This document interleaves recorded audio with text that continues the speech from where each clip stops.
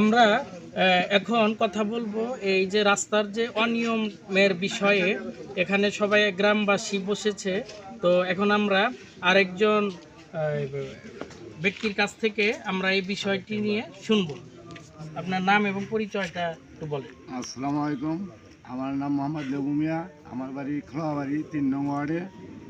এই রাস্তাটা আমরা মোটামুটি যা শুনছি ১,৬৫,লক্ষ টাকার কাজ, কিন্তু 2 কিলোর একটু উপরে কাজ। 2 সাইড দেওয়া মাটি দিব, তারপরে যে ঢালাইটা দিছে পার গুতা লাগলে এখন উইটা যায়, জায়গায় জায়গায় খুঁটি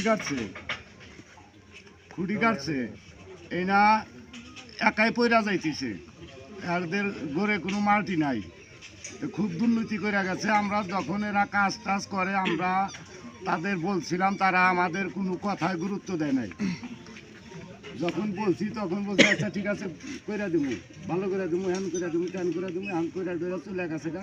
এখন রাস্তা তো থাকেই না, 2 সাইডটা কোনো মাটি নাই, পাগারের সাইড দেয়া, পুকুরের সাইড দেয়া। এটা বৃষ্টি হলেই পাকা টাকা সুদ্ধা বাইঙ্গা পড়ে যাবো গা।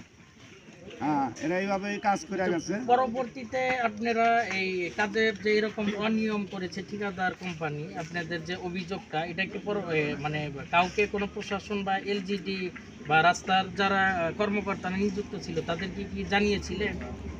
না, তার কন্ট্রাক্টরদের আমরা বলছি যে এইভাবে মাটিগুলো মাটি দিতেছেন, এই মাটি তো এই না থাকবে না।